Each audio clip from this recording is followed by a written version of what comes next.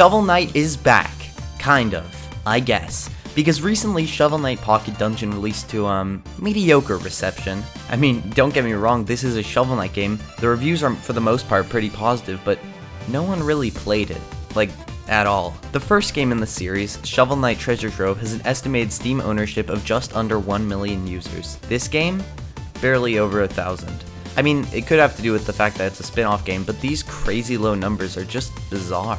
Nobody bought this game, and even as a pretty hardcore Shovel Knight fan, I didn't realize this game had been released for at least a couple of weeks after launch. So this leaves the question, what did this game get wrong? Turns out, surprisingly, quite a lot. Let's start by talking about the flawed gameplay. Pocket Dungeon shakes things up by throwing the world of Shovel Knight into an RNG-filled Candy Crush. I'm not saying Shovel Knight can't work in a different medium, but this approach just seems a little lazy. Honestly, with a name like Pocket Dungeon, I'm surprised it's not a mobile game, given that it looks like, plays like, and feels like one.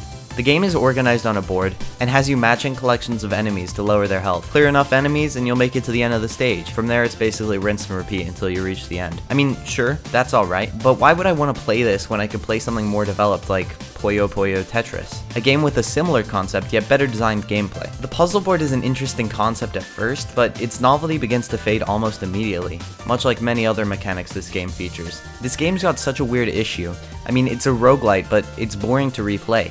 That pretty much defeats the entire point of it being a roguelite. There are just so many features that weren't fully planned out. Well-designed characters? No thank you.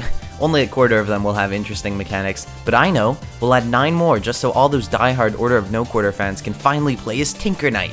I just don't understand why so much time was put into creating 13 different characters worth of animations instead of improving the core gameplay. This is like making a massive puddle and calling it a pool. Sure, it might have the same amount of water in it, but it's way too shallow to actually go swimming. But the most egregious example of lazy game design? The shop system. Damn you, capitalism! The shop presents itself like you're gonna come back after every single run and unlock some new mechanics for the next one. A pretty cool feature, right? Yeah, I bought everything within 20 minutes. This game has so many just odd design flaws which aren't understandable. The core gameplay is built around you collecting gems so you're able to purchase relics in your runs and save leftover money when you lose. Okay, that's great, but why is it that I'm always struggling to find a few thousand gems in my runs, yet I'm almost a millionaire in the hub world? There's nothing to buy here. Literally anything would be better than this. You just buy out the store and then money piles up in your account while you struggle for pennies out in the field. This is such a stupid flaw with such an easy fix, it's annoyed me to the point where I'll even give some possible solutions right now. 1. Raise the price of relics. I mean, this is a pretty lazy solution, but at least it allows for a gradual release of content instead of a short and underwhelming boost. Chester. 2. Create more relics. I mean, seriously? There are like 12 relics in this entire game. How is this meant to be a roguelite if you can only get about a dozen items? This is just bad game design at this point. And 3. Rework how money is earned. Obviously you're going to be using gems in the real world, but dying on pretty much any run where you haven't stood still guarantees a good 1,000 or so without any effort. So why not change how money is gained in the hub world? What if instead of rewarding the player with a compensation prize every time they die, you rewarded them for completing feats or beating the game with leftover gems? This creates a strategy where the player balances risk over reward, sometimes skipping out on relics that would help them so they're able to purchase new things in the hub. This also encourages the player to replay the game, as if, you know, it was a real roguelite. Replayability is one of the most important aspects of the roguelite genre, which is why you should be alarmed when the game suddenly isn't fun after the first successful run. After I first beat the game, I didn't really feel a need to play it, like, ever again. I mean, sure, it gives you a sweet golden outfit as a completion bonus, but Steam achievements aren't enough to get me to complete a mechanically boring game. This game has some really strange choices, including the superfluous amount of RNG. I mean, this game practically is a randomizer every time you play it. I'm not saying your game shouldn't have RNG, the entire roguelite genre is dependent on it, but I am saying your game shouldn't be so random to the degree where you can get blocked into a corner within seconds of beginning your run. I really didn't want this video to be so negative, but Pocket Dungeon just feels like a shell of a Shovel Knight game. Sure, it has some pretty sprite work and amazing remixes of classic Shovel Knight music, but it just isn't to the same standard that Shovel Knight holds itself to. I understand that this is a spin-off game, and none of my issues stem from it deviating with Shovel Knight's gameplay formula, but it just doesn't work well with the genres it's chosen to pursue. It's a roguelite with no reason for replayability. It's a puzzle game dependent on luck. But its biggest crime? It's a Shovel Knight game without polish. I love this series. I've played through Treasure Trove countless times on my PC and Switch, and after spending hours in the worlds Yacht Club created for those games, this really doesn't feel like a Shovel Knight game. It's not the new setting, different gameplay, or SNES-like art style, but it's the lack of small details that you usually get with the Shovel Knight series. These details are spread so thin, I was genuinely caught off guard when I received alternate dialogue and animations while talking to Mona as Plague Knight. I'm not asking for much here, but Shovel Knight's all about the little details. So when I, say, talk to Polar Knight while playing as Black Knight, two characters which have shown to be friends or at least well acquainted, and there's no special dialogue, just the standard, "Why don't you let someone with experience handle this?" line used with every generic character, it kind of saddens me. I mean, obviously this isn't a large issue, boo-hoo, no quirky character dialogue, right?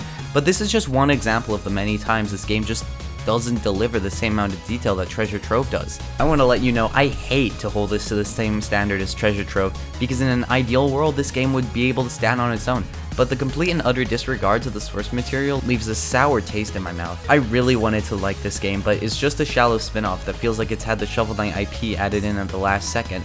There's whole areas just absent from the game, such as the Potionarium and the Lost City, which are such big parts of Shovel of Hope, it's strange that they're completely gone. As much as this game gets wrong, which is a lot by the way, it does help set up the world of Shovel Knight Dig, Yacht Club's next mainline entry to the series. It does this by showcasing what a Shovel Knight game could look like outside of an NES art style, and it's honestly fantastic. I'm almost annoyed that the game looks so good. It's got a beautiful art style that just works really well. The sprite work is honestly amazing, and I have to commend that they create high quality character portraits for almost everything you encounter. This game also has a way of making the already amazing Shovel Knight soundtrack sound greater. All of the songs remixed are incredible, but seriously, why wasn't Potionarium a stage? I mean, Flowers of Antimony is one of the best Shovel Knight songs and it didn't even get remastered. Despite that setback though, what we do have is amazing.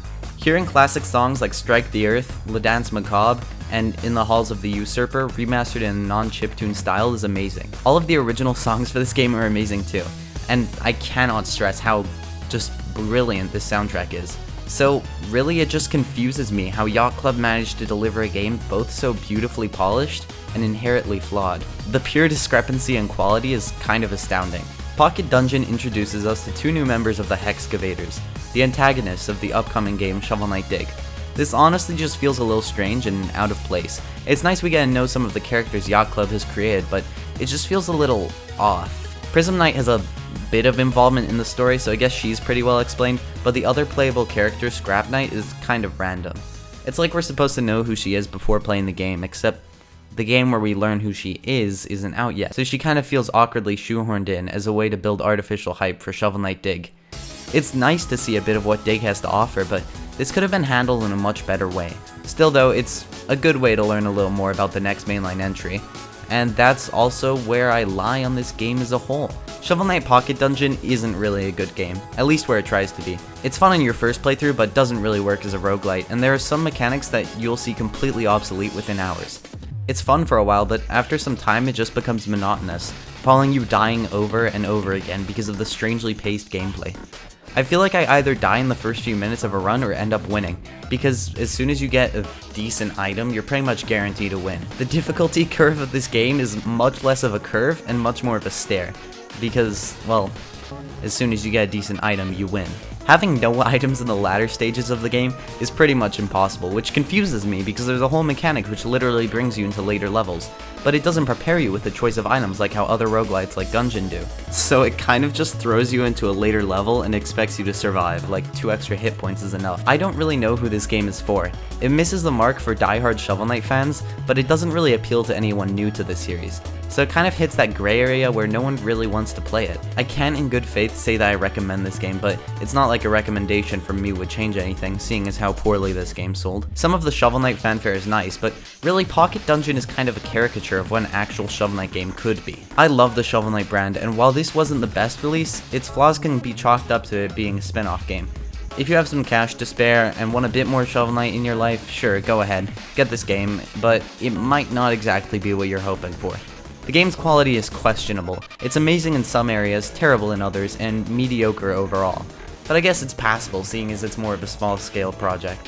Although I'd be lying if I said this hasn't given me a bit of concern as to the direction of Shovel Knight Dig. Hopefully the lack of detail in this game is due to the team spending more time on Dig, but Who knows? All I have to say is, Yacht Club, please don't mess this up.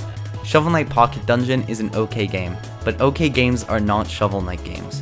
Don't let Dig be mediocre too, because if Dig goes the same way Pocket Dungeon went, well, let's just say I don't want to see one of my favorite game franchises digging its own grave.